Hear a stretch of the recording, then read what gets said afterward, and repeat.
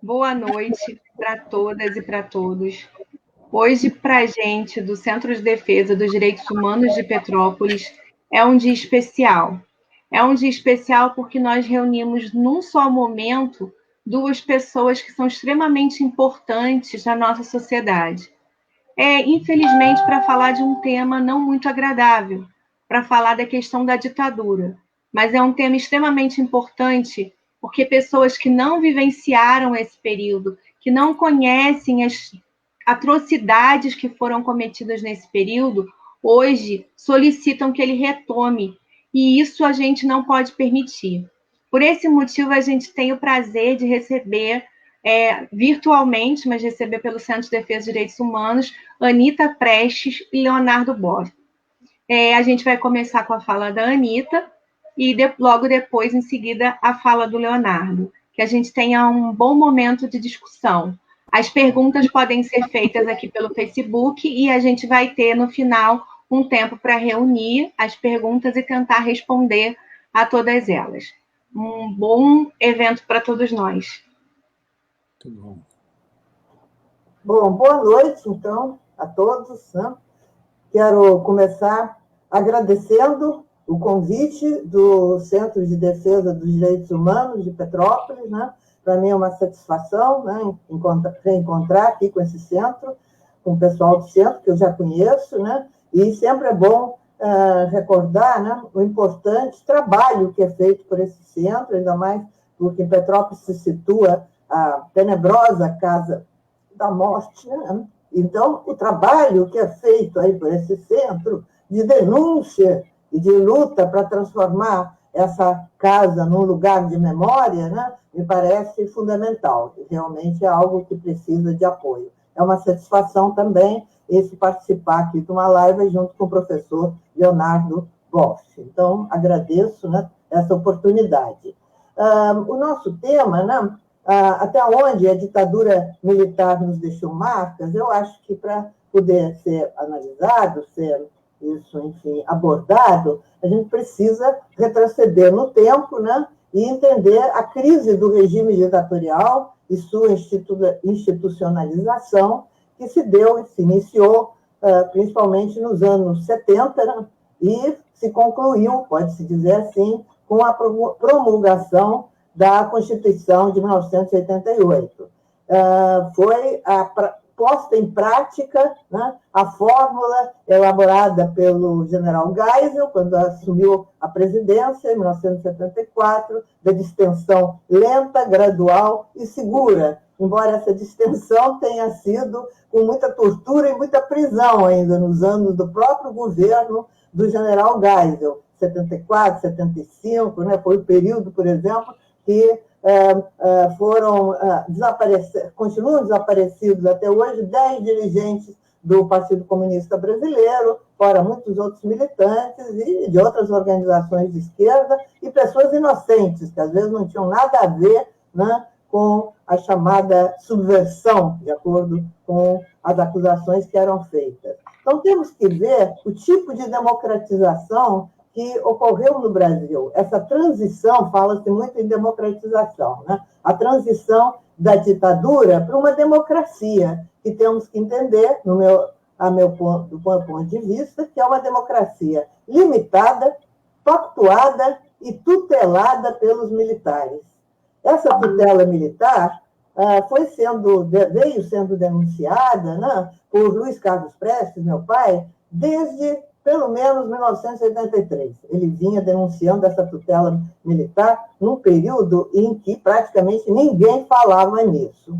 Então, eu acho que é correto a gente considerar que houve um pacto entre as elites, principalmente os políticos liberais do MDB, alguns políticos do próprio governo, destacar o Petrônio Portela, né, que era um político reconhecidamente por todos, extremamente hábil, extremamente eficiente na realização desse pacto, né? E os militares, quer dizer, durante os governos Geisel e Figueiredo.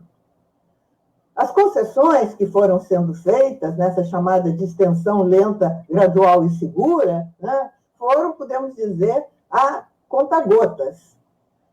Foi a chamada, em 1977, 78, temos a chamada Missão Portela, justamente esse Petrônio Portela, político governista, político da Arena, né?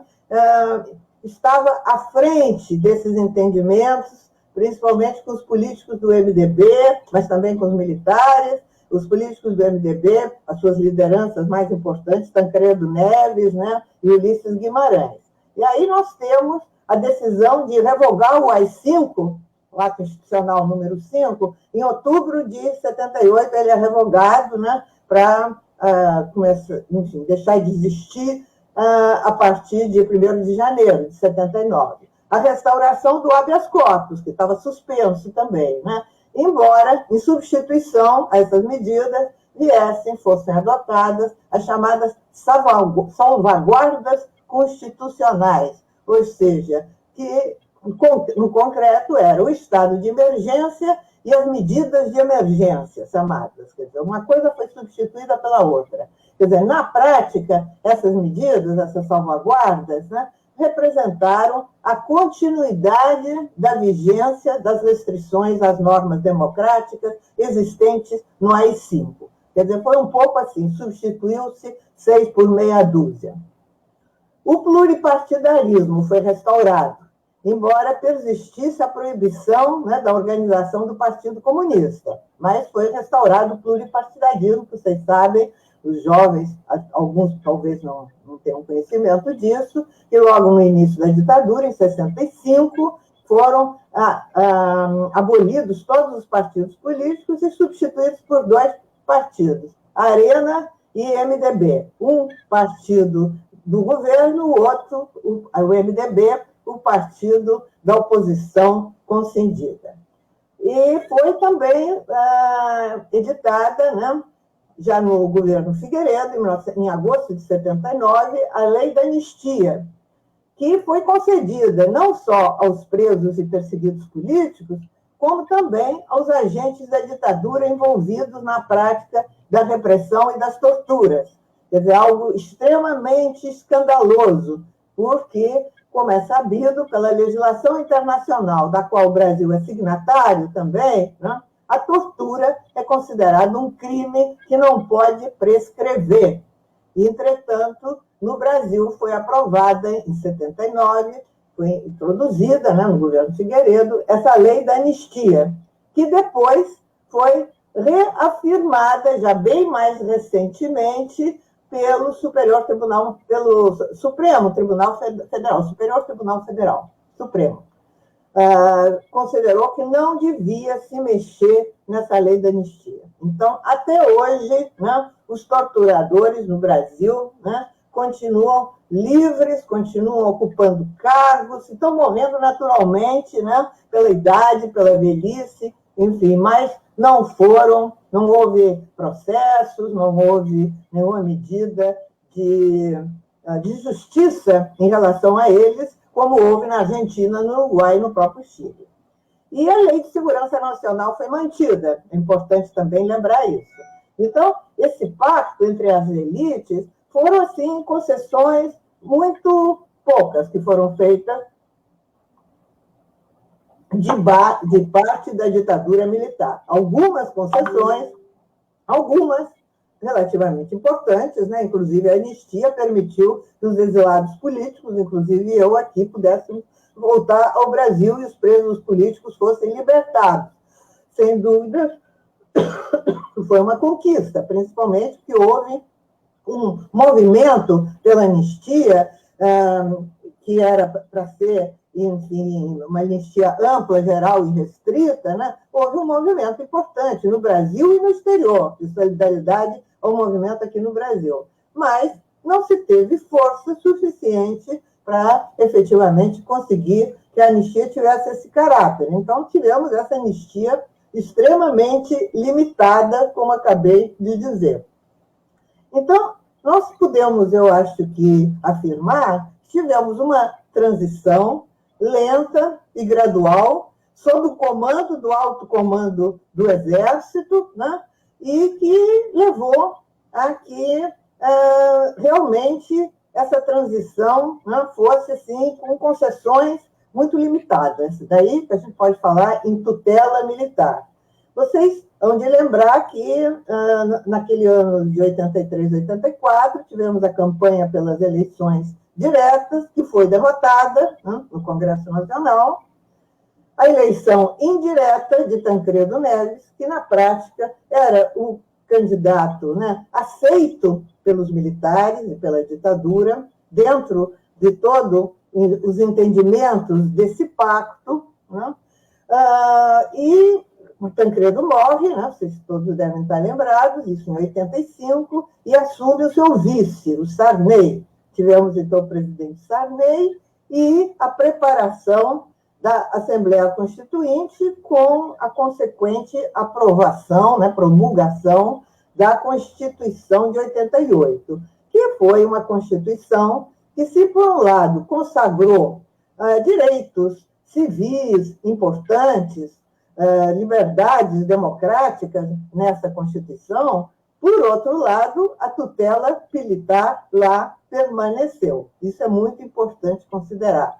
E, na época, também, foi denunciado abertamente, com muita ênfase, por Luiz Carlos Prestes. Mas muito pouca gente deu atenção a isso e quase não se falava. Ultimamente, é que está voltando a se falar no famoso artigo 142, o poder militar, como falava o Prestes na época. Quer dizer, o poder militar teve força para impor nessa Assembleia Constituinte esse artigo 142.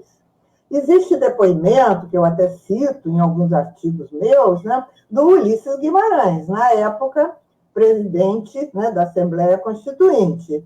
E o Ulisses conta nesses depoimentos, dados depois, evidentemente, né, que havia propostas e até uma certa tendência dentro da Constituinte a não aceitar esse artigo 142, né, o da defesa da lei e da ordem, quer dizer, que os militares podem, a qualquer momento, intervir, passando por cima dos três poderes tradicionais da República, né? Isso que era denunciado pelo Prestes. E o Ulisses Guimarães contava, né, que o Leônidas Pires Gonçalves, então o ministro militar, disse a ele claramente: ou esse artigo entra na Constituição, ou não teremos Constituição. Quer dizer, foi assim a espada de Damocles em cima da Constituinte. E diante dessa ameaça, né, os liberais, encabeçados pelo Ulisses, né, capitularam e aceitaram o artigo 142, que está aí. Inclusive, nesses últimos anos, já no governo Temer, foi usado, né, e continua sendo usado e até sendo brandido pelos militares numa interpretação que não é bem a que está lá na Constituinte, mas, de qualquer maneira, revela essa tutela militar, né, e esse poder militar que o Prestes tanto enfatizou antes, durante e depois da aprovação da Constituição. E que, na época, não chamou muito atenção, passou mais ou menos desapercebido. E os militares tiveram força, né? Quando eu falo os militares, principalmente o alto comando do Exército.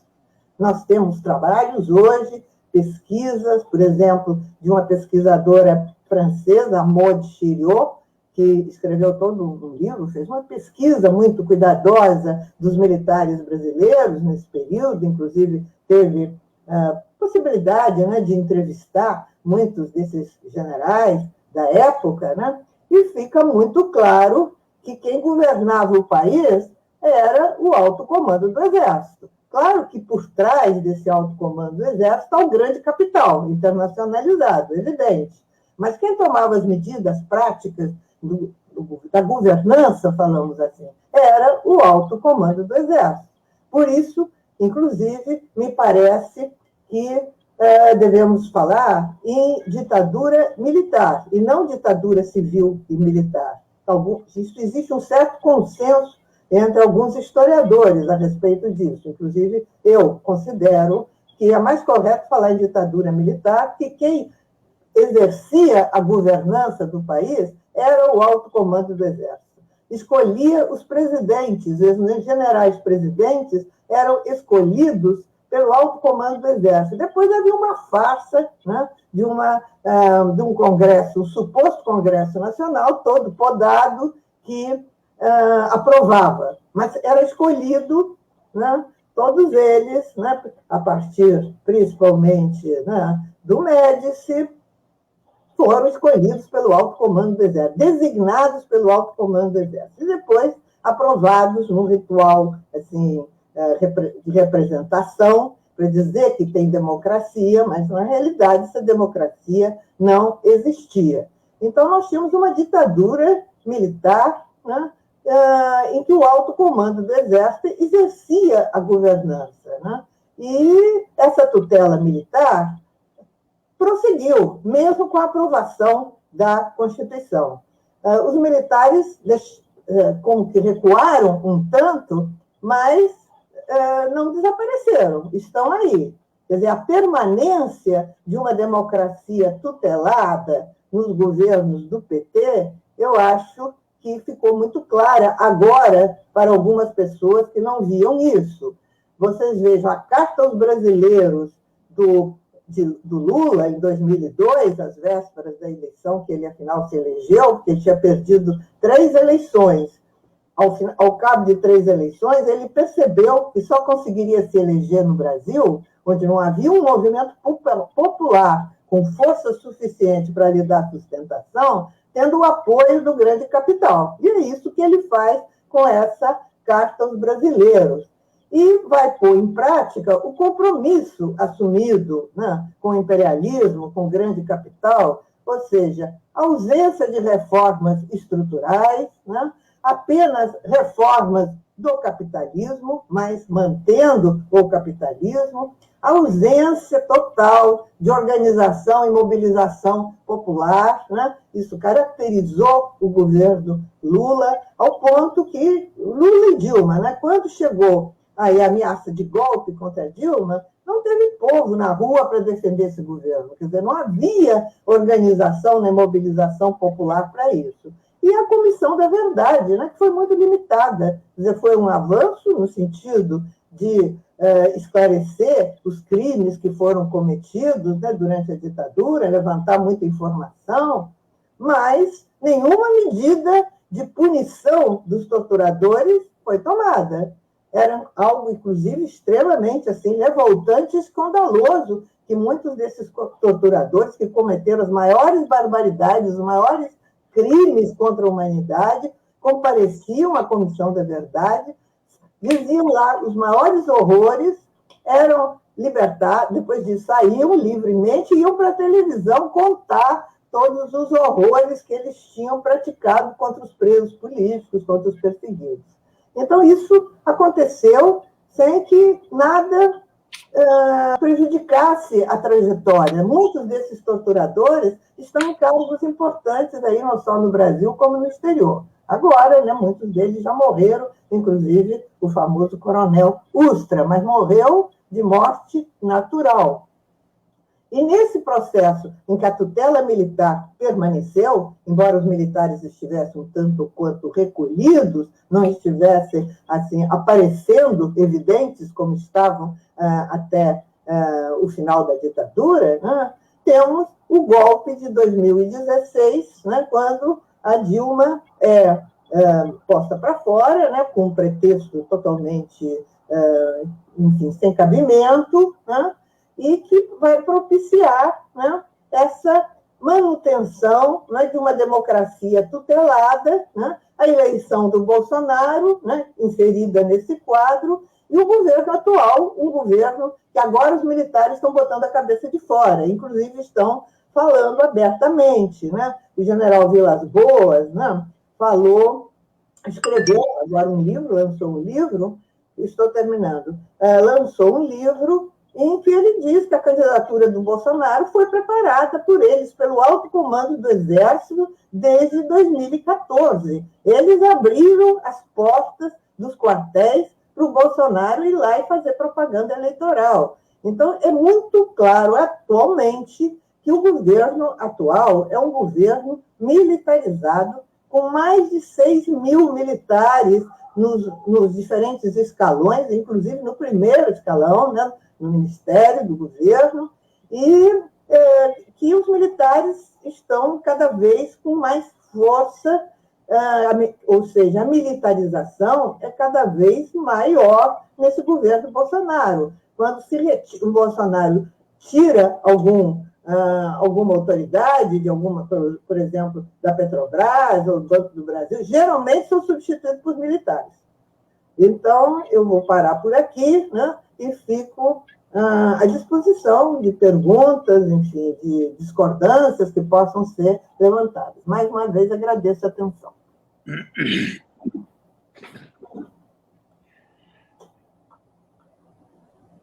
Eu quero saudar todo mundo que está acompanhando, a Carla, mas especialmente a Anita. Eu conheci seu pai, me encontrei várias vezes com ele. A primeira vez foi num encontro sobre direitos humanos lá em Piracicaba. Sentamos juntos, conversamos, e eu fiquei admirado, como um homem pequeno, frágil como ele era. Fez aquelas campanhas pelo Brasil inteiro, extraordinária. Então, eu acho que seu pai foi um homem que pertence à história brasileira, porque sempre levantou a bandeira da liberdade, da democracia, de um projeto nacional contra o imperialismo. Então, ele sofreu muito, mas ele pôde ver a democracia, pôde ver, e pôde voltar, e era admirado por todo mundo. Eu acho que, no começo, Anita, o golpe foi um golpe civil-militar. Depois, os militares ocuparam o poder todo e botaram de lado os civis. Então, isso foi muito bem mostrado por uma tese, um calhamaço de um tal de Renan Armand Dreyfus. É um calhamaço que nós publicamos, até fui eu que peguei o manuscrito, 814 páginas, das quais 326 são documentos originais do Exército, dos políticos da época, a lista dos intelectuais e dos jornais que apoiavam. E o título é exatamente esse: A Conquista do Estado, Poder e Golpe de Classe. Golpe de classe. E aí ele conclui, depois de tantas pesquisas, que não houve no Brasil um golpe militar no começo, mas um golpe de classe com uso do poder militar. Então, por detrás, quem articulou isso, o Golbery de Couto Silva, já vinha desde 62 articulando com várias instituições do Exército, que tinha que adequar o Estado brasileiro à fase mais avançada do capitalismo, que o nosso era um capitalismo meio retardado. Então, tinha que dar um golpe, e por detrás estava a classe dominante brasileira, que queria essa adequação porque ela já tinha as legações internacionais, e a CIA trabalhava diretamente aqui. A embaixada americana não só estava presente, mas financiava os grupos. E não seria possível o golpe sem a presença dos Estados Unidos. Agora, é importante a gente contextualizar que era o tempo da Guerra Fria, então o confronto entre Rússia e Estados Unidos, a União Soviética e Estados Unidos. E colocava todo mundo que queria a justiça social, uma democracia mais participativa, uma reforma agrária, todo mundo que era progressista era logo acusado de comunista, faz o jogo do comunista, porque vocês têm que escolher, ou nos apoiam, estão do lado de cá, do bloco ocidental, liderado pelos Estados Unidos, ou então vocês são do bloco perigoso para nós, e que são os comunistas. E foi esse pretexto que o Jango e o grupo mais progressista queria instaurar o comunismo no Brasil, o que é uma grande mentira. Esse René Dreyfus mostra, claro, e toda a literatura posterior, que o risco no Brasil nunca foi o comunismo. Lógico, havia pensamento de esquerda e tudo, mas eles não tinham acúmulo de poder para poder para chegar ao Estado, mas foi o pretexto para dar um golpe e instaurar uma ditadura, mas sempre por detrás estava a classe dominante, aquilo que José de Souza chama a elite do atraso, os vira-latistas, aqueles que são os vira-lata politicamente. Porque eles têm os pés aqui, mas a cabeça está em Miami, está em Washington, está nos Estados Unidos. E representa os interesses nacionais e mundiais do capital. Isso lá de trás até agora. E, aliás, foi sempre assim no Brasil. Sempre assim. Essa classe dominante, que é a classe dos endinheirados, sucessores da Casa Grande e depois do grande capital que começa a se formar, capital nacional que se forma em São Paulo.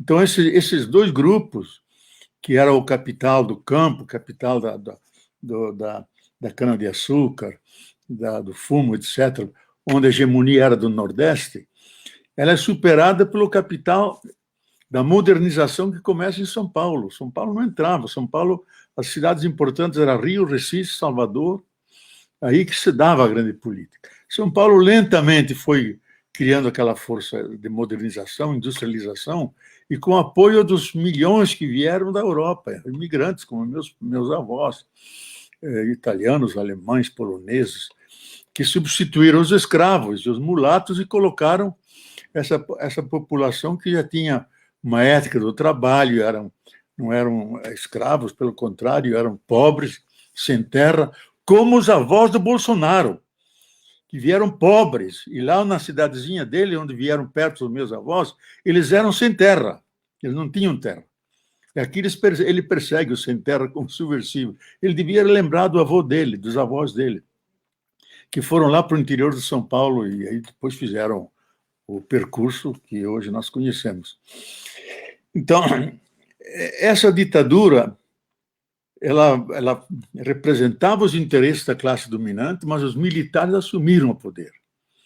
E, como disse muito bem a Anitta, era o alto comando que decidia, fazia as eleições internas, nomeava os presidentes conforme as articulações dele com Washington, com os organismos de segurança, e inventaram a ideologia da segurança nacional, que, bem analisada, é a ideologia da segurança do capital, não é a segurança nacional. O país nunca foi ameaçado, mas essa ideologia dominou, seja no Uruguai, que teve uma ditadura também violenta, na Argentina, a pior das ditaduras foi na Argentina, e no Chile. Na Argentina foram mais de 30 mil mortos, no Chile, uma barbaridade com Pinochet terrível. No Paraguai, muitos anos antes, com Stroessner. E na América Central. E depois no Brasil. O Brasil formou os torturadores. Quando houve o golpe de Estado no Chile, foi no mesmo dia, foi um avião cheio de instrutores de tortura para o Chile, do Brasil para o Chile, para ensinar como torturar. E o Dom Mitrione era o grande torturador americano que formou no Brasil os torturadores. Depois ele foi no Uruguai para formar os torturadores e, no fim, eliminaram ele. Fizeram um atentado e acabaram com ele. Então, a coisa endurece mesmo, e foi bom que a Anitta fez um pouco o histórico todo, a coisa endurece mesmo a partir de 68, com o ato institucional número 5. Porque aí só se governa por decreto, é uma ditadura mesmo, derruba-se o parlamento, a justiça, já não funciona. Quem funciona é o arbítrio, e se governa por atos institucionais. Então se suprime as liberdades e começa a perseguição de todo mundo que busca uma alternativa, que era a democracia, que o pretexto sempre que eles são comunistas. Na verdade, não era isso. Eles buscavam a liberdade, a democracia, a defesa dos direitos humanos, e aí houve, então, perseguições, prisões, torturas, sequestros, assassinatos. Muita gente foi ao exílio, muita gente. Eu diria que a intelectualidade melhor do Brasil teve que sair do Brasil, como o Paulo Freire, o próprio Fernando Henrique Cardoso e outros tantos. E eu, naquele tempo, eu sinto um vazio um pouco na minha formação, porque eu fui para a Europa em 65 e só voltei em 70. Então, todo aquele horror dos anos 68 em diante, eu não vivi. Mas eu vivia na Europa. Então, em Munique, onde eu estudava, havia 200 refugiados brasileiros. Paris e Louvain havia mais de 2.000. E dentro do grupo havia os espiões do SNI. E que a gente não podia nem se reunir, eles mandavam informe. E quando eu voltei em fevereiro de 70, porque eu vim de navio, porque tinha caixotes de livros, logo a polícia militar me pegou. Levou meu passaporte, esperei 3 horas aí, voltaram. Se vocês assumir a causa dos dominicanos, você vai ter o destino dele, porque os dominicanos foram presos, torturados. O Frei Tito foi tremendamente torturado por Fleury. Depois, por força dessa tortura, ele acabou dando cabo à vida, que dizia melhor entregar a vida do que viver morto, porque a tortura foi tão grande que o Fleury disse: eu vou entrar em você, você não vai se libertar de mim. E seus psicanalistas estudaram isso. Coloca tanto medo, não só medo, pavor na pessoa, que ele, para subsistir psicologicamente, se adere ao torturador. O torturador se encarna nele. Tanto assim que o Frei Tito, mesmo na França, vivia fugindo, que o Fleury quer me pegar, ele está aqui, ele quer me pegar. Levaram ele, mesmo nas ruas de Paris, ele saía correndo, levaram para o sul da França, até que ele não deu mais, não aguentava mais a perseguição e acabou dando cabo à vida dele. Mas deixou escrita essa famosa frase, que é melhor perder a vida enquanto vive do que é melhor morrer do que perder a vida lentamente. Então, aí sim houve realmente barbaridades. E nós sabemos aqui de Petrópolis, nós estou falando de Petrópolis, a Casa da Morte, que nós estamos lutando para tombá-la e ser um centro da memória. E o que era a Casa da Morte? Eram feitos prisioneiros e trabalhados de tal maneira sob tortura e violência para eles aceitarem serem espiões e se infiltrar no meio daqueles que resistiam. Lógico, todos eram altamente convencidos de suas verdades, sofreram as piores torturas, ninguém sobreviveu. Só uma que fingiu que ia colaborar, que é a Inês Etienne Romeu. Ela diz: eu vou colaborar, mas só por fingimento. Aí ela conseguiu sair e ela contou as barbaridades tremendas, as sevícias. Todos eles foram esquartejados e incinerados. Então, a tortura que os militares assumiram pegou métodos do comunismo, stalinismo que eles queriam combater, que era a brutalização para com os prisioneiros. E método nazista, que era incinerar as pessoas, como os nazistas fizeram naquelas câmaras de gás. Quantos foram incinerados? Levados aí numa fazenda em Campos. E na guerrilha do Araguaia, praticamente poucos sobreviveram. Eram mortos, incinerados, até conhecidos, amigos meus do seminário, que saíram e depois trabalharam e lutaram pela democracia, foram vitimados aí. Então, essa Casa da Morte era isso. E nós vemos que tipo de violência eles exerciam. E a gente vivia com medo. Eu mesmo, que de 70 até a abertura em 85, a gente vivia perseguido, sempre com medo de ser sequestrado, ameaçado de invadir a Vozes. Inclusive, uma vez, a CNBB a Conferência dos Bispos estava no Rio, e veio o embaixador brasileiro no Vaticano e comunicou ao Dom Luiz Lorscheider que o Senimar, que era o mundo mais se torturava, ia invadir a Vozes, e que nós devíamos esconder os documentos e as coisas principais. Documentos não, tá prevenidos. E eu fiquei com medo louco, não sabia se devia me esconder, eu devia ficar ali. Nós resolvemos ficar ali. Agora, ocorreu uma coisa que nos salvou, porque na noite que eles iam invadir a Vozes e nos prender, e sabe lá o que ia acontecer, sequestraram o embaixador americano. Então, desmontou todo o esquema. e nós nos salvamos. Mas durante mais de uma semana, havia 2, 3 soldados ao redor do convento, aí de pé, vigiando, porque eles queriam nos pegar. Então, eu sempre viajava com o passaporte, coloquei uma capa vermelha, e quando a polícia vinha apresentar o passaporte, pediam desculpa, senhor cônsul, desculpa, senhor embaixador, porque os embaixadores têm o passaporte vermelho, sabe? E como eu e o Frei Beto íamos com frequência a Cuba, desde 80, 82, até 85 e mais, era um sacrifício louco a volta, a gente sempre arriscava, que quando voltávamos, porque o Fidel Castro nos convidou para dar cursos, atualizar a visão marxista, não doutrinária, mas como análise da realidade, então nós fomos durante muito tempo a condição de dialogar com a Igreja de Cuba e com o Partido Comunista, e conseguimos que as duas se aproximassem, e finalmente o Fidel Castro tirou aquele decreto que decretava o Estado como um Estado ateu. Aí o Frei Beto disse, vocês têm um Estado confessional, só que é ateu. Não confessional, e como na Espanha, o catolicismo é oficial, como na Argentina, que o catolicismo é oficial, só que vocês é o ateísmo oficial.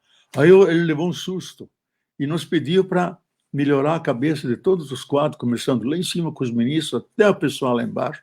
Durante vários anos trabalhamos nisso com grande medo sempre, porque nos fotografavam cada vez o passaporte, sumiam nossas malas, mas a gente arriscava. Agora, eu acho que é importante dizer, e a Anita mostrou isso, que eles estão presentes, que a nossa democracia é uma democracia de baixíssima intensidade. Nunca é plena. Se nós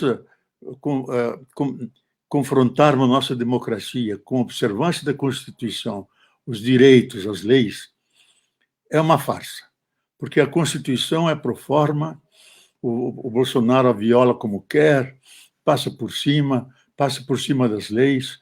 Então, é uma democracia que não conseguiu a coesão interna como um processo de participação ampla de toda a população. É uma democracia meramente representativa, que representa o capital. E os deputados e senadores que estão lá representam os interesses daqueles que financiaram as suas campanhas, representam o capital. E por isso é difícil, e Lula sentiu isso quando ele quis fazer as reformas, eu mesmo conversava muito com ele, diz, olha, Bof, eu nem penso em colocar a reforma agrária, que seria estar na Constituição, porque seria logo rejeitada a limine, com antecipação. E como disse muito bem a Anita, ele teve que subscrever a Carta aos Brasileiros, que foi uma vergonha para nós, um escândalo, porque Lula, só para poder assumir a presidência, ele tinha que respeitar os contratos, respeitar a economia capitalista, respeitar a ordem que estava ali, que é a ordem do capital, mas permitiam a ele fazer brechas com as políticas sociais, e ele fez o mais que pôde. E aí chegou a uma coisa grandiosa, nunca feita no Brasil, que mais de 30 milhões de pessoas foram integradas, o salário subiu enormemente, de $80 para $300. Uma democracia mais popular, participativa. Agora, eu acho que Lula, e naquela conjuntura de pressões do capital nacional e internacional, ele não fez aquilo que Evo Morales fez. Evo Morales fez um pacto com a base social dele, que era a base popular indígena e o povo. E por isso ele pôde governar tanto tempo. Só que ele cometeu um erro, queria se perpetuar e deram um golpe. Lula não fez isso.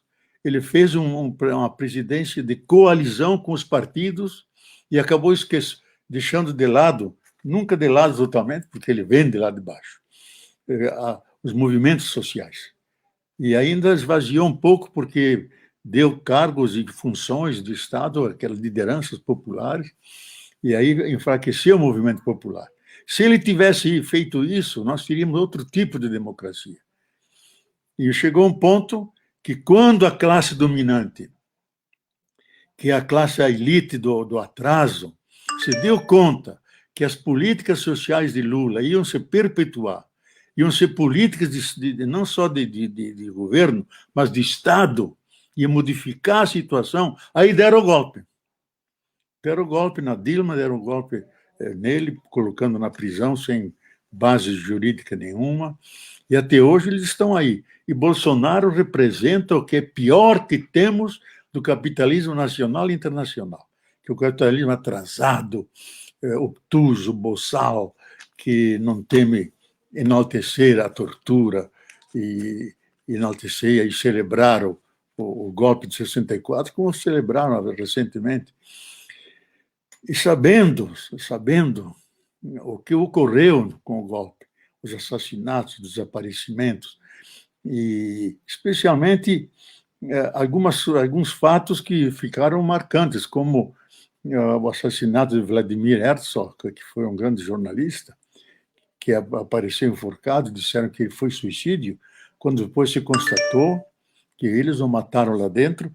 E o livro principal que derrubou mesmo os militares foi esse aqui, Brasil Nunca Mais, que foi elaborado por Dom Paulo Evaristo Arns, pelo rabino Henri Sobel e por Jaime Wright, um presbiteriano.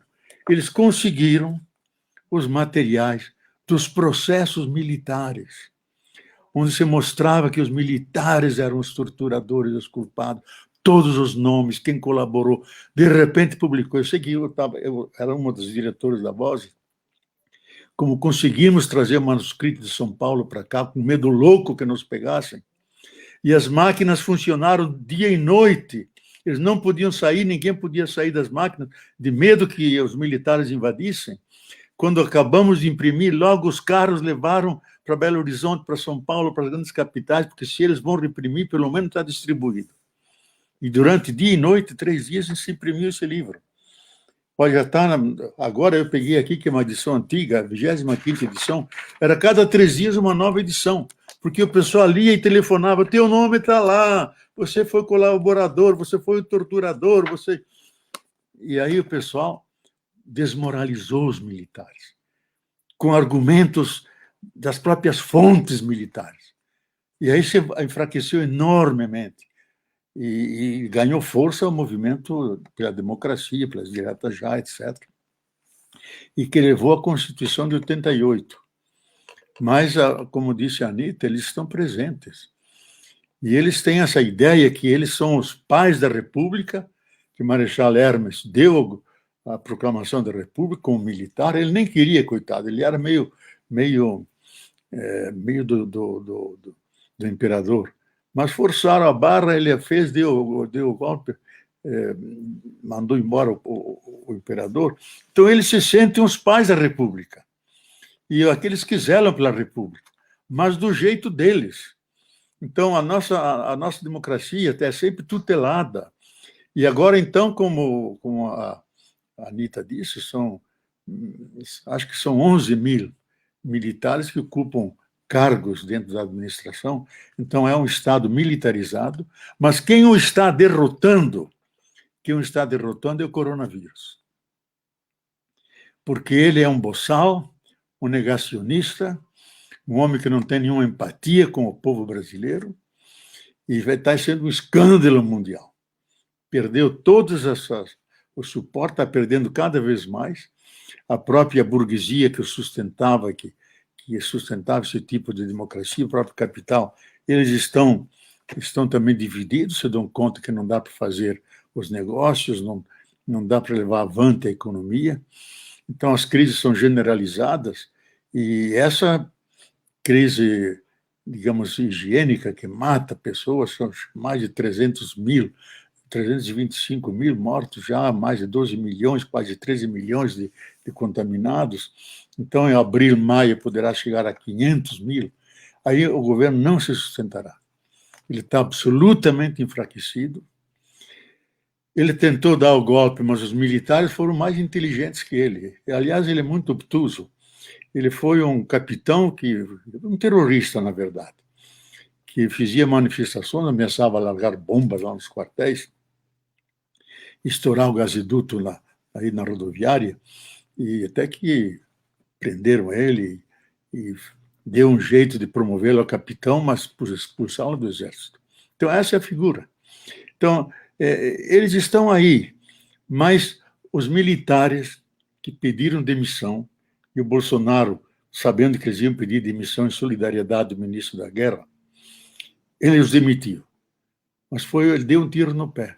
Que os militares, no seu pronunciamento, deixaram claro: o exército está aí com uma função de Estado e não uma função de governo. Os governos passam, o Brasil fica. Nós estamos aí para defender as fronteiras, defender o nosso país como missão de Estado, não missão de governo. E aí ele que queria dar um autogolpe, perdeu a base militar e possivelmente, o prognóstico que eu faço, que os militares vão tirá-lo. Pressão vem de baixo, de todas as partes, pressão internacional. O único apoio que ele tinha era o Trump, e agora não tem. O Brasil ficou um país pária no mundo inteiro. Em mais de 30 países nós não podemos entrar. Somos proibidos aqui fora. Eu vou terminando, Carla. Então, eu acho que nós precisamos estar atentos, porque ele maneja as milícias e armou muita gente do povo. Então, pode ter violência absurda, brasileiros poderão matar brasileiros, mas eu acho que o próprio exército se dá conta da humilhação que o Brasil está tendo ao nível mundial, não vão querer mais a continuidade dele e vão pedir para ele renunciar. E renunciando, talvez o levem diretamente a um hospital psiquiátrico, porque é um homem que não tem condições éticas, políticas e psiquiátricas e psicológicas para governar um país grande e complexo como o nosso. Então, nós temos que lutar pela nossa liberdade, por um país justo, quer dizer, que tenha menos desigualdade, que é um dos países mais desiguais do mundo. A África é muito mais pobre que nós, mas é menos desigual, porque eles têm uma visão um mundo mais corporativa, do Ubuntu, a ligação entre as comunidades. Então, nós temos que não perder nossa esperança, nosso sonho, que esse país tenha uma missão para nós, brasileiros, que é uma grande população, são 212, quase 220 milhões, e uma vocação para o mundo, que tudo vai passar pela ecologia daqui por diante. E nós somos a grande potência ecológica, que podemos ajudar a humanidade a fazer uma travessia, superar o aquecimento global, superar as limitações que a Terra está impondo, porque o vírus é um contra-ataque da Mãe Terra contra nós, como humanidade, porque agredimos demais os ecossistemas, e o Brasil é o principal país do mundo que tem a riqueza ecológica de bens e serviços, de água, de biodiversidade, de espaço, de terras férteis, que poderá ser a mesma aposta para o mundo inteiro. Então, nós temos uma responsabilidade para o nosso país, para o mundo, já que está tudo relacionado com tudo, e estão na mesma casa comum, e nós queremos ser dignos da nossa missão. Não para ser uma potência que domina com o exército, mas uma potência de fraternidade, de cuidado da natureza, de ligações entre todos os seres humanos para além das suas origens, porque daqui vieram representantes de 60 povos diferentes que estão criando o povo brasileiro, que não está pronto ainda, ele está nascendo o povo brasileiro. Dessa miscigenação enorme da população indígena, negra, italiana, alemã, libanesa, de 60 países diferentes. Então, nós estamos ainda nascendo, mas queremos nascer para ser felizes aqui nesse cantão, como dizia Darcy Ribeiro. Talvez vamos ser a Roma dos trópicos, nesse recanto mais aprazível e ridente da face da terra, que é o Brasil. Então, nessa esperança, nós vamos resistir e levar avante a nossa luta por uma sociedade que vale a pena conviver e nós tenhamos uma discreta alegria de viver e conviver juntos, na mesma casa comum. Muito obrigado. Bem, a gente que agradece. Foi uma aula, né? Tem um monte de gente aqui feliz da vida, que os comentários. Ô, Carla, eu queria fazer uma rápida Então, gente... Hein, Carla? Eu queria fazer uma rápida explicação, pode ser? Claro, claro. Não, é o seguinte, eu queria deixar claro que não houve tempo para isso, que embora eu considere que a ditadura foi militar, não foi civil-militar, eu considero que o golpe realmente foi civil-militar, concordando com toda a argumentação do Dreyfus, que sem dúvida é um grande livro, e não só dele, de muitos outros pesquisadores. Mas depois que a ditadura se estabeleceu, realmente a governança era exercida pelos militares. Por isso que eu acho que aí passou a ser uma ditadura militar. Essa questão é muito polêmica aí, em geral, mas eu gostaria de deixar claro, porque na ocasião eu só falei da ditadura e não falei do golpe, né? Então, obrigada, era só isso. Não, você só tem isso que razão, você Anita. acha, né, Anita? Só isso que você Foi acha. Leonardo, seu dura, microfone. foi Pode tempo falar, de chumbo. Leonardo, seu microfone estava fechado. Não, estou dizendo que a Anita tem razão. O golpe foi civil-militar, mas os governos depois foram estritamente militares. E os civis que estavam lá dentro, eles eram totalmente submetidos aos militares. Como o grande economista, que era o... Como é que é o nome dele? Eu esqueci. Mas eram poucos civis. Quem mandava era o militar. Mas vamos às questões, né, que vocês levantaram então, aí. Então vamos. Nós temos gente do Brasil inteiro acompanhando, tem muita gente, tem gente da Paraíba, de São Paulo, do Paraná, de Santa Catarina, tem muita gente do Brasil todo, mas tem muita gente de Petrópolis também, isso nos deixa muito animados, porque a gente sabe que é o nosso local de trabalho, é o nosso local de luta, né, da Casa da Morte, então tem muita gente ali emocionado em ouvir e também falando com relação ao aprendizado da fala de vocês, né? Vocês conseguiram, dentro de 20 minutos cada um, fazer um paralelo entre todas as questões que foram muito importantes na ditadura. Teve gente ali falando que não conhecia tal detalhe, não conhecia outro.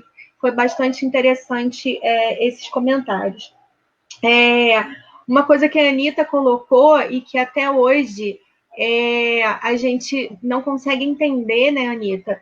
Que eu anotei que você falou que já na época da ditadura a tortura era considerada crime sem prescrição. Né? Você fala isso já na época da ditadura e até hoje a gente que trabalha com direitos humanos convive com situações de tortura, né? Então, você falando isso é uma coisa que nos marca.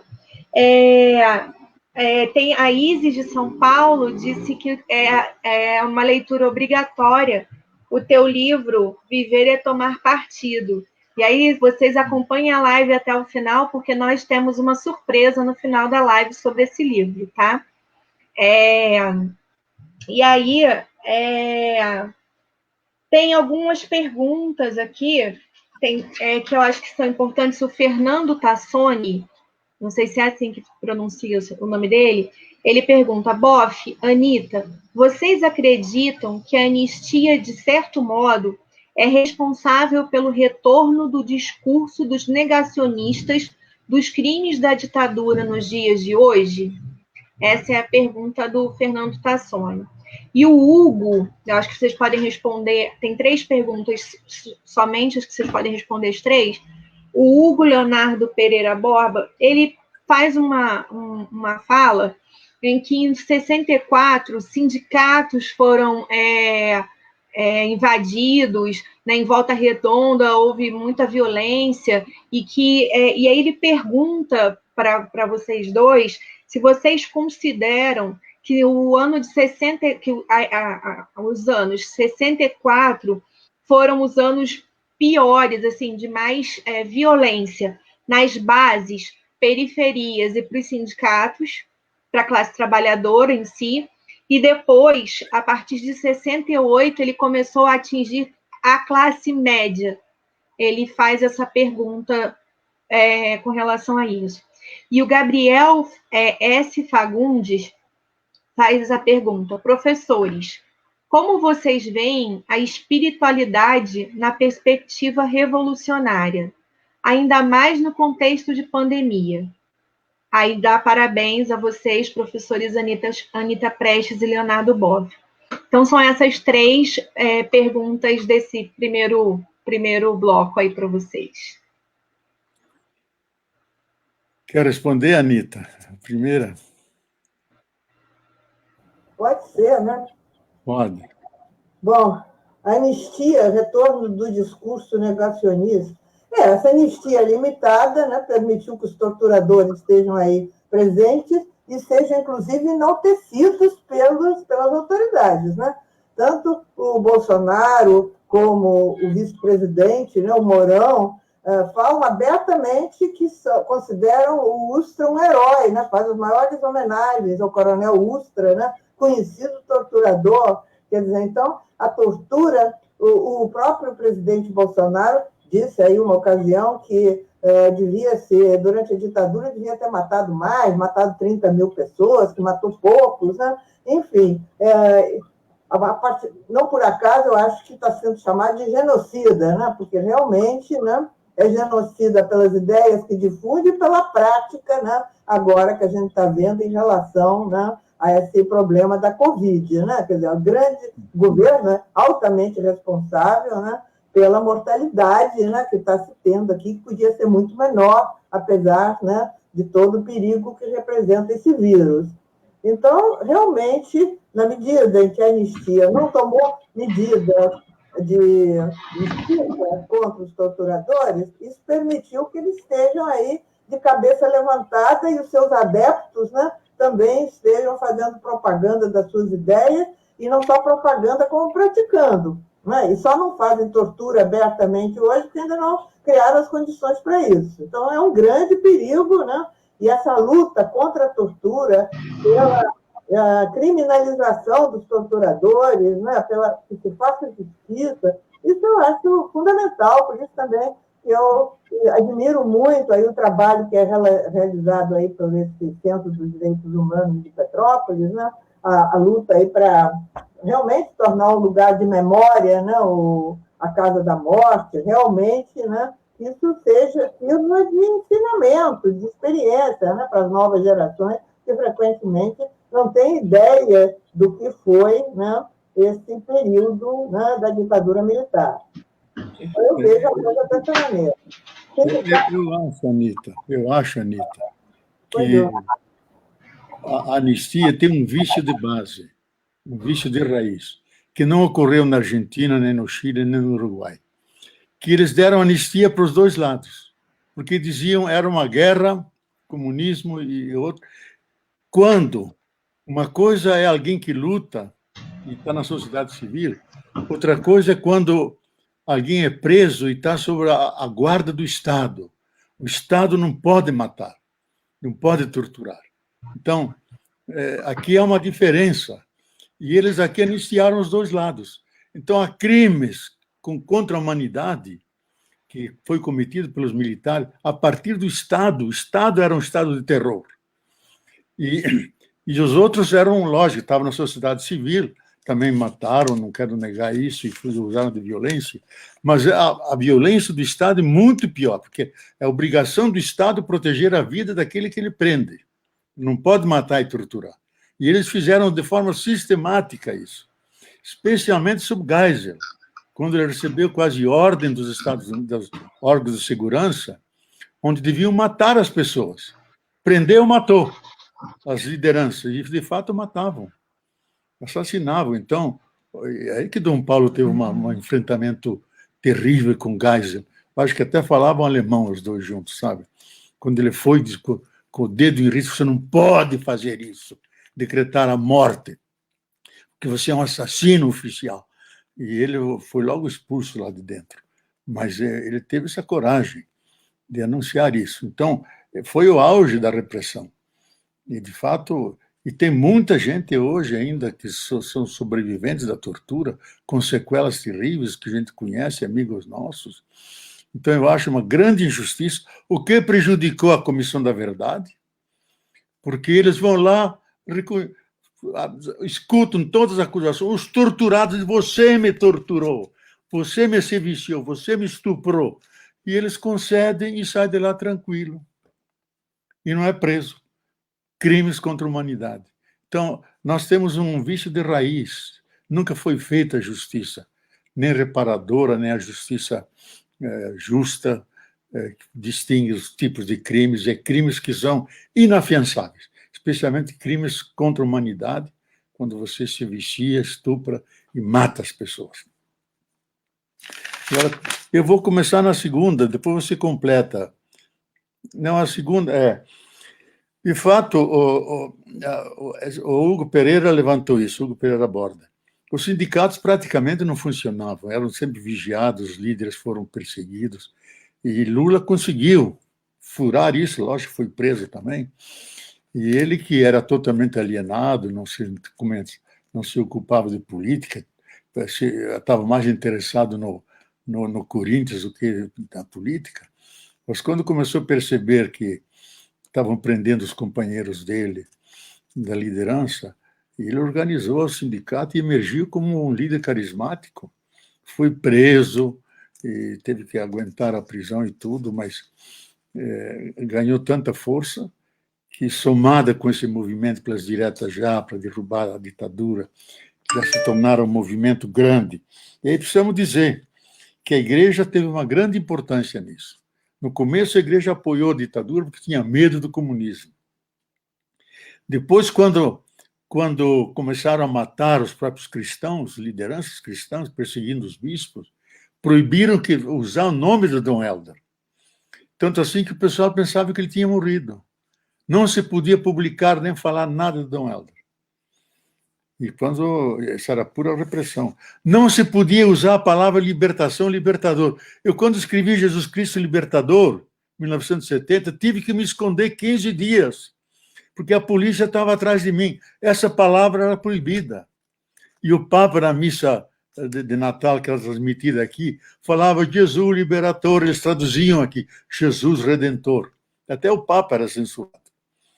E eu tive que me esconder até que o nosso advogado, que era um militar que tinha feito a campanha na Itália, disse, olha, veja esse livro. Os rodapés é tudo coisa de alemão, é tudo coisa de espiritualidade, não tem nada de política, fala do Jesus Cristo, que é o Salvador, e põe Libertador, mas olha a bibliografia, de fato, a bibliografia era quase toda da literatura onde eu estudei, na Alemanha. Mas levantava a questão, Jesus que se opõe aos opressores da época. E contra a opressão, a libertação. Mas aí me permitiram.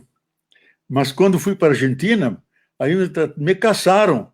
Um bispo teve que me acompanhar até na porta do avião, me colocar lá dentro, porque eles estavam procurando o autor de Jesus Cristo Liberador, que saiu publicado em espanhol, graças a Deus que eu tenho o nome civil de Genésio Darcy Boff. Eles procuravam o Leonardo Boff. Eu já estava o passaporte, Genésio. Ele encobria a foto de alguma maneira, para não me reconhecer. Mas a gente escapou, não se podia usar. Mas isso é pouco face àqueles que foram torturados, que dormiram com cobras venenosas, com jiboias. Não quero nem dizer as barbaridades que eles fizeram com as pessoas, especialmente com as mulheres. Até com crianças, torturavam crianças de 4, 5 anos. Queimando e até assassinaram crianças de 5 anos.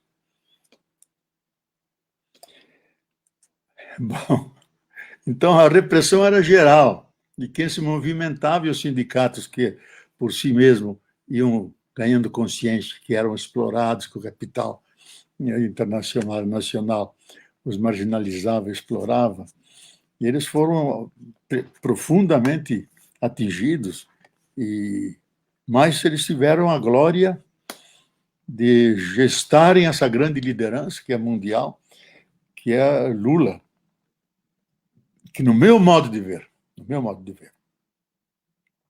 é a única pessoa que pode tirar o Brasil do atoleiro, porque tem uma respeitabilidade mundial, aceitação do povo, porque eu mesmo que a gente, nas comunidades que a gente vai, dizem, nunca um presidente pensou nos pobres, ele foi o único que pensou em nós, pobres. Ele não só nos deu a cesta básica, melhorou a nossa vida, ele nos devolveu a dignidade, nós somos dignos.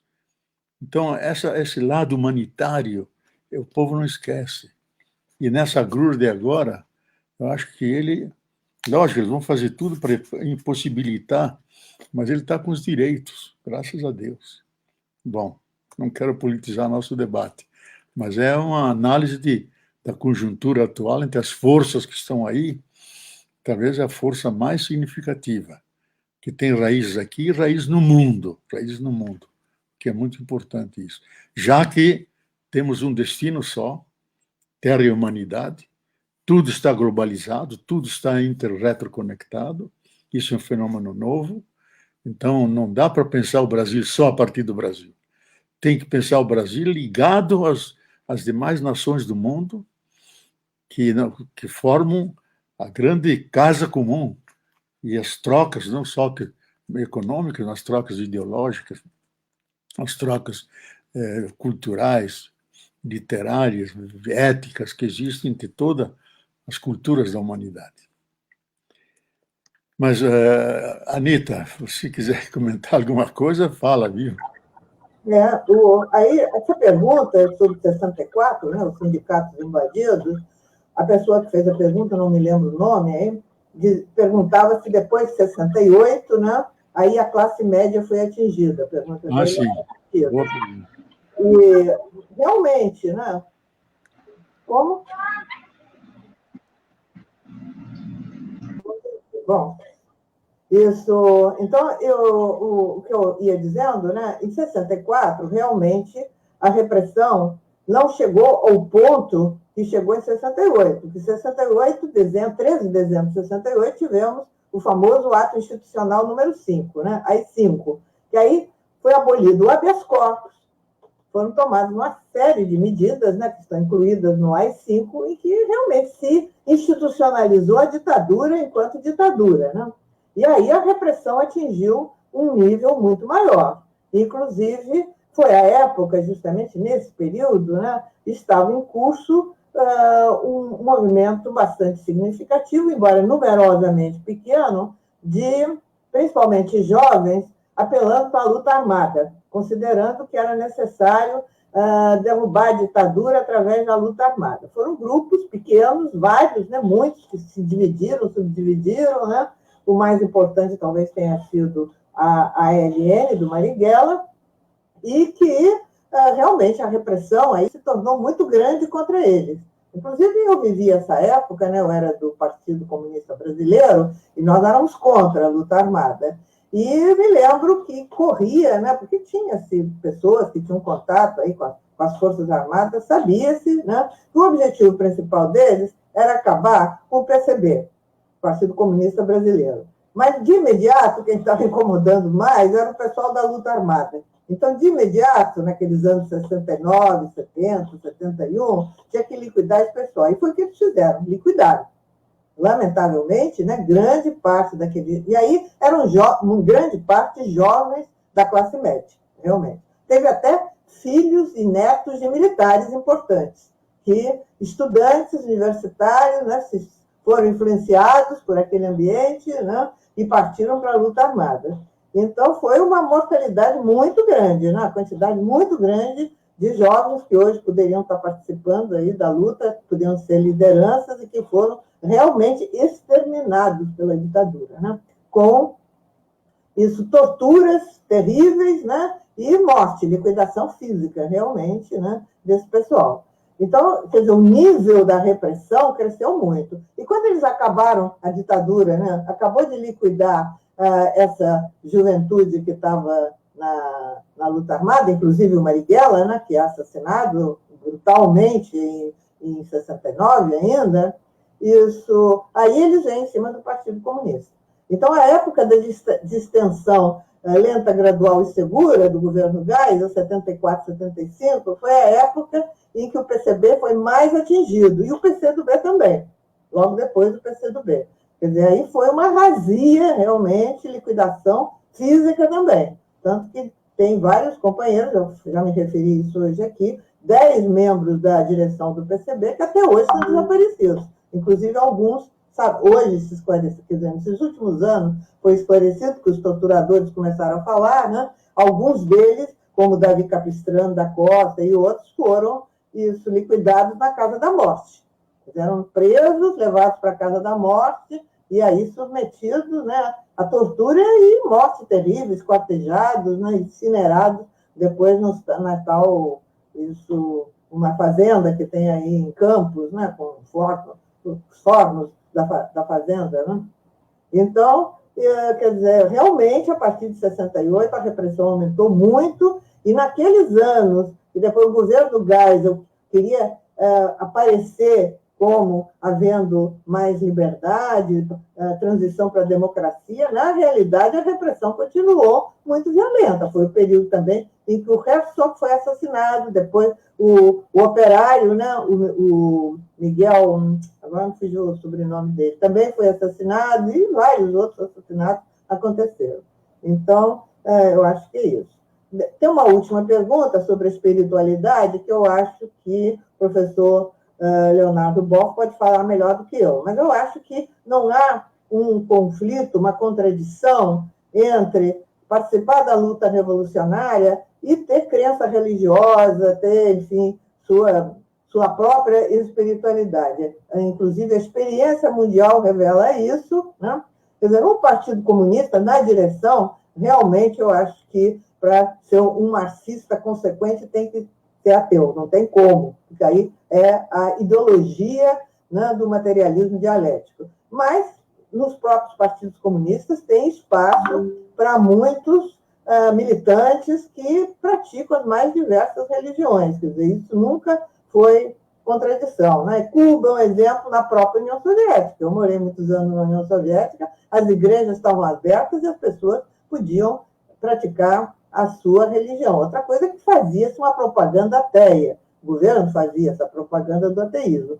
Mas ninguém era proibido de ter a sua religião, de ter a sua crença e frequentar as igrejas que quisesse. Bom, então eu passo a palavra aí para o professor. Tá. Eu acho, Anita, é bem verdade, que muitos comunistas, marxistas, assumiram o caminho mais difícil, de resistência contra a violência, contra a ditadura, contra a injustiça, e a busca de uma sociedade onde o nosso é mais importante que o eu. E, por isso, uma dimensão ética muito importante, que estava presente nesses lutadores, embora se chamassem ateus e se consideram ateus, mas eticamente, profundamente humanitários, buscando a justiça, o direito do pobre, a defesa da verdade, de uma sociedade mais justa e fraterna. E isso, no fundo, é o que Jesus veio querer, veio ensinar. Como o Papa diz, eu prefiro um ateu que defende a justiça e tem um olhar para os pobres, do que um cristão indiferente aos pobres que passa ao largo dos oprimidos, mas nunca olha para esses pobres. Eu prefiro o ateu. O Papa diz muitas vezes isso, e com muita razão.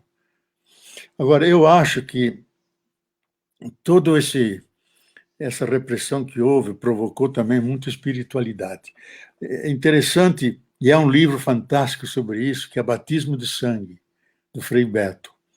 Porque foram presos 3 dominicanos, Frei Tito, Frei Ivo, Frei Beto. Frei Tito foi torturado terrivelmente, como já contei. Frei Ivo foi tão torturado que só conheceram pelo jeans dele. O Frei Beto, quando ia torturar, diz: meu pai é juiz militar, lá em Minas. Então, eles não podiam torturar. Ou torturavam psicologicamente em cima dele, mas não meteram a mão fisicamente nele, porque o pai era juiz militar. Mas o Frei Beto, nesse batismo de sangue, que fizeram um filme, se vocês puderem ver esse filme, eles mostram a tortura de uma forma tão realística que não há nenhum documentário, nenhum outro filme que mostre de maneira tão real como era a tortura. Então, foi muito bem feito esse filme, Batismo de Sangue. Ele está ali, vocês podem baixar, acho que no Netflix ou outros lugares. E aí se desenvolve toda uma espiritualidade. Por exemplo, o Frei Beto conta que o Ivo e o Tito, que saíram das sessões de tortura, e outros que junto com eles estavam, liam a paixão de Jesus, como ele foi torturado, crucificado, se sentiam identificados com o caminho e o destino de Jesus. E desenvolveram toda uma espiritualidade de resistência, de sofrer por uma causa justa, digna, a democracia, a justiça dos pobres. E sofrer assim é digno, porque diz, essa é a causa de Deus, que é a causa dos pobres e dos oprimidos, e não aqueles que oprimem, matam e têm a morte como horizonte, não a vida para todos. E nós estamos vivendo uma situação dessas agora. Eu acho que só uma espiritualidade forte pode dar um sentido ao drama que a humanidade inteira está vivendo, que é uma humanidade crucificada, uma terra crucificada, super explorada. Tanto assim que ela mandou uma lição, mandou um vírus, já uma gama de vírus. O ebola, a zika, a chikungunya, a febre suína, a febre e outras. São reações da Terra. E agora mandou uma que só pegou nós. Não pegou nossos cachorros, nossos gatos, pegou a humanidade, para a gente pensar. O isolamento social não é fortuito, é para a gente pensar. Qual é o destino da vida humana? O que conta mais é o lucro ou a vida? O que conta mais é a natureza ou a exploração da natureza? O cuidado dela ou a superexploração dela? E fica claro que os valores que nos estão salvando não são os valores capitalistas, que é a acumulação privada, que é a concorrência, que é o Estado mínimo, que é o mercado acima da sociedade. O que nos está salvando é a solidariedade, a centralidade da vida, que tem que ser cuidada, a natureza tem que ser cuidada, é a generosidade, a interdependência de todos com todos, e não o individualismo. Esses valores que estavam ausentes no sistema do capital nos estão salvando. E sobre eles deverá se construir o tempo pós-epidemia. Valores onde a vida tem o centro, e não a economia. E a economia é a política em função da vida. Então, a biocivilização, a civilização centrada na vida, não só a vida humana, a vida de toda a natureza, dos animais, das plantas, porque todos são nossos irmãos e irmãs, temos o mesmo código genético de base, estamos dentro da mesma casa comum. Isso é uma visão espiritual do mundo. Não é só acumulação de bens que a gente não pode carregar na eternidade. São aqueles bens que a gente pode carregar, que é o amor incondicional, que é a solidariedade, que é curvar-se diante do caído da estrada como bom samaritano, que é a capacidade de conviver com as contradições e não deixar se tomar pelo ódio, pelo rancor. Então, nós vivemos uma época de grande ateísmo prático, daqueles que usam o nome de Deus como presidente para torturar, para odiar, para convocar o povo a ter armas na mão. Isso é coisa de Satanás, do anticristo, não do Cristo. Mas São João diz, o anticristo usa a religião, usa Deus para se autoafirmar. Mas nós estamos vivendo esses tempos.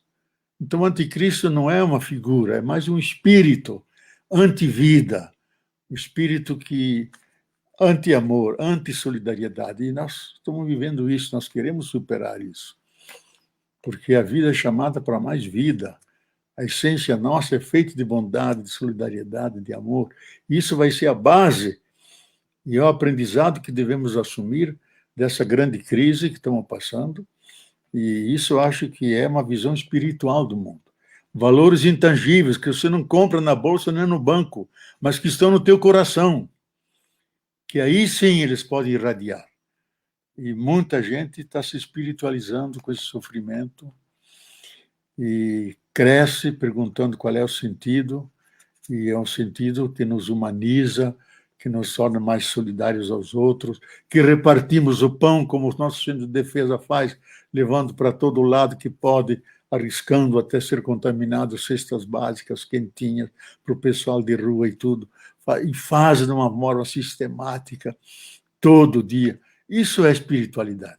Se não tem uma mística por trás, um motor que nos leva para solidariedade com outro irmão e irmã que estão caídos, que estão expostos ao vírus, só uma espiritualidade que nos leva a isso. Não precisamos chamar de espiritualidade nem religião, não importa. Esses valores são os valores que Cristo pregou, viveu, e veio nesse mundo para nos ensinar a viver isso. Não veio fundar uma nova religião, havia muitas na época. Ele veio nos ensinar a viver. Viver o quê? O amor, a solidariedade, a fraternidade, a humanidade. Isso que nos salva. E sobre isso nós queremos que o mundo que vem depois possa ser construído dentro da grande casa comum, todos dentro, a natureza incluída. Bom, eu termino aqui. Bem, nós temos 1h20 de conversa já, com mais de 160 pessoas nos assistindo ao vivo. Isso significa muito, porque significa que no momento que a gente está vivendo, que nas questões que a gente está passando nesse mundo, nesse momento, tem 164 pessoas, agora eu um pouquinho, 164 pessoas interessadas em discutir, né, a questão da ditadura e os riscos que a gente está correndo hoje. Eu queria colocar aqui uma questão que é, bom, primeiro, falar que nos comentários que tem no Facebook, essa live, a gente aprende muito também, né? São comentários muito interessantes que eu acho que todo mundo que gostou da nossa live, que aprendeu com Leonardo e Anita, assim, eu aprendi demais, acho que todo mundo aprendeu muito, deve ler os comentários. A Gereuda Duarte Guerra, ela diz, meus filhos são netos da Exilda, é que eu não enxergo direito, Exilda Veiga e Paulo Fonteles. O pai deles, Paulo Fonteles Filho, nasceu no Pique, em Brasília. É citado seu nascimento no livro Brasil Nunca Mais. E a Gereuda, ela vai contando várias situações da ditadura em seus comentários. Acho que vale muito a pena vocês darem uma olhada nos comentários que ela faz na nossa live, tá? É muito interessante. Queria dizer que quando a Anita falou uma coisa com relação à questão do Partido Comunista, né, ser contra a luta armada. E aí eu felizmente, assim, eu tenho, acho que muita sorte, né? Sorte, minha filha que fala, mãe, você é muito boba, mas assim, a Anita me manda mensagem no WhatsApp, me manda livros para eu ler, me manda coisas para eu estudar, e eu fico toda feliz, eu falo, ai, a Anita mandou, então eu tenho que ler, eu tenho que aprender, porque para mim é um orgulho receber o WhatsApp da Anita. E eu conheci recentemente, né, a Celina Romeu, que é a irmã da Inês Etienne Romeu.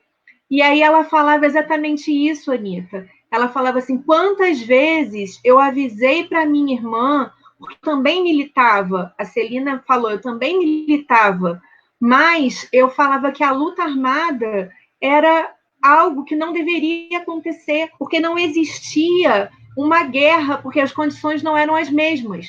Então, a luta armada nunca daria certo. Isso são as falas da Celina Romeu, né? Com relação ao que ela dizia para a irmã. E aí tem muito a ver com o que o seu partido discutia, né, nessa época. E aí... Posso falar rapidamente? Claro, pode. Gente, só para falar uma coisa, tem uma pessoa, a Lani Jesus, disse que vocês podem fazer a live a noite inteira, tá? Então vocês podem falar à vontade. Não, só o seguinte, quer dizer, eu falei, o Partido Comunista, o PCB, na época, né, depois de 64, quando surgiu essa questão de luta armada ou não, o PCB era contra a luta armada. Mas isso não quer dizer que sempre os comunistas, em quaisquer circunstâncias, são contra a luta armada. Nada disso. Depende das condições concretas. O grande teórico, né, do Partido Comunista, do marxismo, o Vladimir Ilyich Lenin, né, dizia que precisa, a cada momento, analisar, né, concretamente a situação concreta. Então, naquele momento, quem viveu aquele momento, como eu vivi, não havia, estava evidente que não havia condições para a luta armada, mas não tinha apoio popular. Havia um certo desespero, que as pessoas não se esperava que houvesse uma ditadura tão terrível, e de repente aquele golpe e aquela ditadura. Então, muita gente entrou em desespero, vamos pegar em armas e derrubar a ditadura. Só que só vontade não resolve, você tem que ter condições para isso. Não havia condições para isso. Mas isso não quer dizer, isso que eu quero deixar bem claro, que os comunistas ou o próprio PCB fosse isso sempre contra a luta armada. Não, depende das condições. Em determinadas condições, né, você vê, Fidel Castro lá e os cubanos, os guerrilheiros cubanos, chegaram ali naquele momento, pelo visto, foi justo recorrer à luta armada. Não havia mais condições. Quer dizer, a insatisfação, o horror que o povo cubano vivia, 20 mil mortos pela ditadura do Batista, né? Quer dizer, então, ali houve condições, houve apoio popular para conduzir essa luta armada. Aqui no Brasil não havia, tanto que esses grupos de luta armada ficaram totalmente isolados e foram trucidados, liquidados, né? Já falei nisso aqui hoje. Lamentavelmente, muitos jovens morreram, poderiam estar hoje, talvez, aí, ajudando nessa luta difícil que a gente tem pela frente. Então, só para esclarecer esse problema, que não quer dizer que seja sempre contra a luta armada, certo? Era só isso. Cada fala a gente aprende mais. Olha só, vai ter mais. E o pessoal está falando aqui para a gente não acabar. A gente vai ter que acabar 1 hora, gente, mas depois a gente traz eles de volta, porque já está tarde. Mas o povo não quer que acabe. E aí, a cada comentário tem uma aula, então é muito legal isso, né? Muito importante, porque tem muita coisa que eu acredito que ainda seja falta de informação. Então, hoje, para a gente, é fundamental esse momento. Uma coisa que eu queria que comentaram aqui também foi a questão do Araguaia, né, indígenas que foram dizimados na luta na guerra do Araguaia, né, no conflito do Araguaia. E uma das coisas que o Elísio Guedes perguntou se vocês poderiam comentar, e aí eu não sei se, assim, eu acho que depois a gente pode fazer isso, se vocês quiserem comentar depois, a gente coloca no nosso YouTube, dizer que essa nossa live vai ficar no YouTube do CDDH, né, então a gente vai ter tempo depois de vocês reverem e tal, mas ele pede para falar sobre Teodomiro Romero, que foi o último preso. Eu não sei se vocês podem falar sobre essa pessoa especificamente, se vocês têm alguma informação. E aí eu queria também falar uma coisa que o Leonardo traz, que assim, quando ele fala de espiritualidade, que é uma das questões que a gente vive hoje, inclusive, né, que é a questão das igrejas e de tanto a igreja católica quanto a protestante, né, tem lados e favorece a questão da ditadura em alguns momentos, mas a espiritualidade, como a Anitta falou, né, no Partido Comunista nunca se impediu alguém de ser de qualquer religião, de professar qualquer fé, mas uma das coisas que mais me assustou e que mais me marca sempre que eu lembro alguma coisa da ditadura, Leonardo, foi do batismo de sangue. Porque você pensar que o Frei Tito, né, tinha toda a fé dele nas pessoas, né, na espiritualidade, e de repente ele sofre tanta tortura, tanto absurdo de tortura, que eu sempre falo, sob tortura qualquer pessoa confessa aquilo que não fez, porque tortura é algo que não dá nem para mensurar o nível de sofrimento.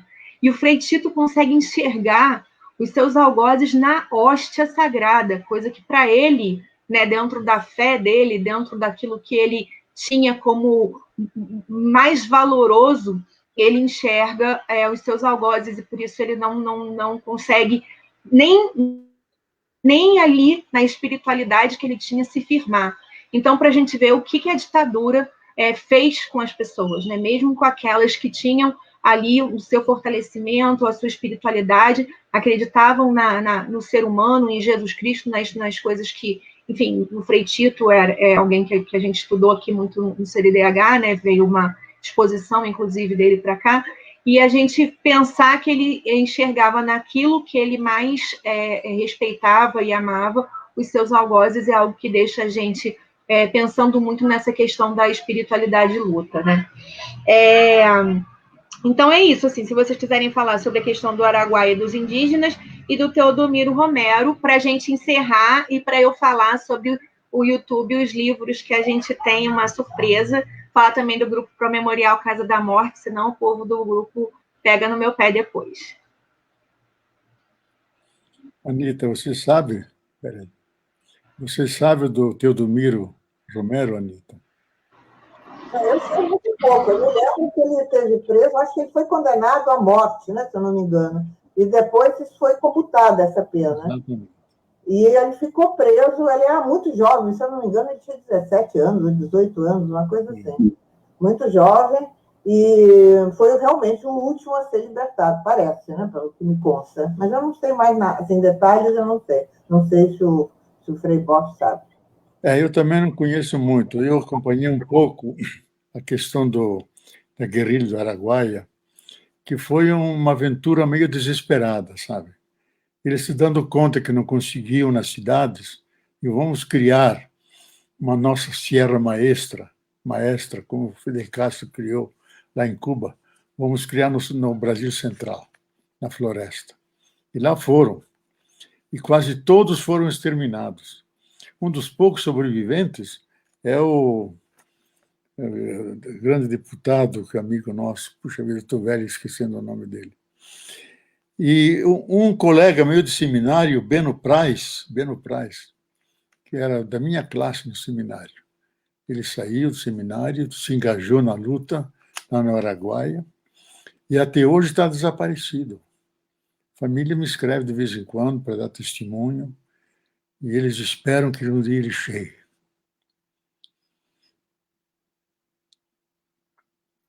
E bata na porta. Ele sempre, no que toca o telefone, eles correm, talvez é ele. Agora a gente sabe que a maioria foi exterminada, foi esquartejada, foram mortos. E só pouquíssimos são sobreviventes. O genuíno é um sobrevivente, que é um grande quadro do PT, extremamente ético, profundamente, e que foi perdoado de todas as acusações dele de corrupção, etc., devolveram todos os direitos. E ele escreveu vários livros. E é uma pessoa que eu admiro muito pela ética dele, que coloca os direitos humanos acima de tudo, com uma verdadeira liturgia, porque o ser humano é sagrado, tem que ser respeitado, em qualquer que seja a condição, de paz ou de guerra. O ser humano é intocável, é sagrado. Então, foi o último grande intento que esse grupo, quase desesperado, queria, buscando a liberdade, a democracia, criar um espaço de liberdade, mas torturaram tanto os camponeses da região que os camponeses, coitados, entregavam a eles. E a gente nunca deve esquecer daqueles 200, até eu anotei esses dias aqui num debate, 246 camponeses que foram desaparecidos durante a ditadura militar, porque eles, especialmente no Nordeste, que eram das ligas camponesas, foram presos, torturados, desaparecidos até hoje, e são os esquecidos dos esquecidos. Ninguém fala daqueles 242 camponeses que foram torturados, presos, distribuídos. E isso a gente tem que resgatar a memória desses. Eu acho que esse movimento pela Comissão da Verdade não pode esquecer isso. A gente lembra as pessoas notáveis que lutaram, etc. Mas esses anônimos, invisíveis, que sacrificaram suas vidas pela dignidade, para defender a justiça, querendo a reforma agrária, lutando por isso, sofreram e foram mortos. A maioria está desaparecida, foram esquartejados. Então, essa memória a gente tem que guardar e resgatar. Mas esperamos que tenhamos tempos melhores. Eu, pessoalmente, acho, e a Anita, com toda razão, Eu acho que o tempo das revoluções armadas, elas passaram. Não há mais condições. Como eles, era uma luta profundamente desigual. Como é que você vai enfrentar um exército com 20, 30, 40 pequenos grupos armados? Não tenha. Desigualdade total de condições, e com muita razão analítica, o Partido Comunista era contra a luta armada. Não tinha condições de enfrentamento. E, então, era muito desigual. E os outros tinham todas as armas e tinham todo o poder para massacrá-los, e usaram esse poder para massacrar. E assim nós perdemos quantos jovens? Eu acho que o Brasil até hoje sofre com todos aqueles que foram exilados, mandados para fora, durante muitos anos, quadros brasileiros que teriam nos ajudado nas ciências, nas artes, nos vários saberes. Eles não puderam dar a contribuição, mas porque foram vítimas. E especialmente, eu acho, Paulo Freire, que foi o mais odiado e continua sendo odiado. E sem nenhuma culpa foi levado para fora, e até hoje está na memória da humanidade. Tanto assim que a ONU criou um centro do método Paulo Freire para aqueles países que querem assumir, especialmente na África, que estão se constituindo depois da colonização portuguesa ou belga, estão se firmando como países, usam o método Paulo Freire para criar a cidadania, consciência do cidadão, de seus direitos, e não repetir as opressões que eles sofreram. E aí Paulo Freire foi fundamental, ele mesmo trabalhou 13 anos na África, formando esses quadros naquelas colônias que eram as colônias portuguesas que haviam se libertado. Bom, eu concluo por aqui, viu? Já estamos mais de quase 2 horas. Verdade, quase 2 horas. E tem gente dizendo para vocês ficarem a noite inteira. Então, gente, agradecer imensamente a participação de todas as pessoas que acompanharam essa live. Agradecer a Anita Prestes, porque até hoje ela nunca recusou um convite do Centro de Defesa dos Direitos Humanos de Petrópolis. E ela arruma uma brecha na agenda dela, ela diz tal data eu não posso, eu posso tal data. E isso para a gente é um prazer. Agradecer, Leonardo, não tem como agradecer, né? Porque o Leonardo é alguém que, assim, a gente se inspira o tempo todo. Eu acho importante frisar aqui, né, que a gente tem uma diretoria voluntária no Centro de Defesa dos Direitos Humanos, e essa diretoria, ela trabalha o tempo todo para que a gente que é liberado e que ganha salário, para que a gente tenha melhores condições de trabalho e possa atender as pessoas, né, da melhor maneira possível. O Leonardo, durante alguns anos, ele foi o presidente do CDDH, assinava pela instituição. Agora que mudou a presidência da instituição, ele continua na diretoria, mas não é mais o presidente. E aí eu falava para ele assim, Leonardo, está acontecendo uma coisa terrível, e eu não sei o que fazer, e ele sempre me deu procuração para assinar por ele, né? E às vezes as pessoas falam assim, não sabe o que assinava, mas o Leonardo é verdade. Se ele disser que teve coisa que ele não assinou, é verdade, porque ele nem sabe o que ele assina. E eu falava para ele assim, mas a gente pode se ferrar muito, você pode ser preso. E aí ele falava assim, faz, Carla, se for pelos pobres, eu vou ter orgulho de ser preso porque eu já estou velho, e vai ser até bom ser preso porque eu vou aprender mais. E é uma pessoa que realmente, gente, só quem convive com o Leonardo pode saber quem ele realmente é, né? As coisas que ele fala, todo mundo admira, mas estar com ele no mesmo carro, comer churrasquinho de gato na rua, fazer as coisas que a gente faz junto, e ir para a porta de casa que vai ser demolida, só realmente Leonardo Boff é inspirador. E para mim, Leonardo, você sabe o quanto é importante para a minha vida, para a vida de todos nós que trabalhamos no CDDH, saber que você está ali. Inclusive, a gente colocou no nosso museu, que a gente fez embaixo do CDDH, agora a sua placa dos 80 anos lá, bem grandona, porque significa muito para a gente.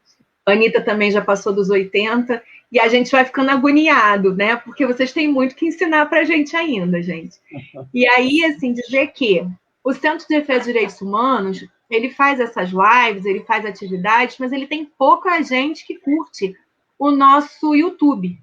Então, para que o nosso YouTube tenha mais curtidas, para que esses vídeos que a gente coloca lá, tem vídeo já lá da Anitta, tem vídeo do Leonardo, tem outras pessoas importantes, tem os nossos trabalhos que a gente publica, e a gente quer que as pessoas comecem a curtir o YouTube do CDDH. Com isso, a gente vai fazer um vídeo lá, especialmente para uma campanha, e as pessoas vão... É um vídeo bem curtinho, depois vão assistir a esse vídeo e vão participar de um sorteio, quando a gente atingir 1000 curtidas, de sorteio de um kit de livros do CDDH, da história do CDDH, mais um kit de livros que vai vir com o livro da Anitta Prestes e do Leonardo Boff. Então, assim, é importante que vocês prestem...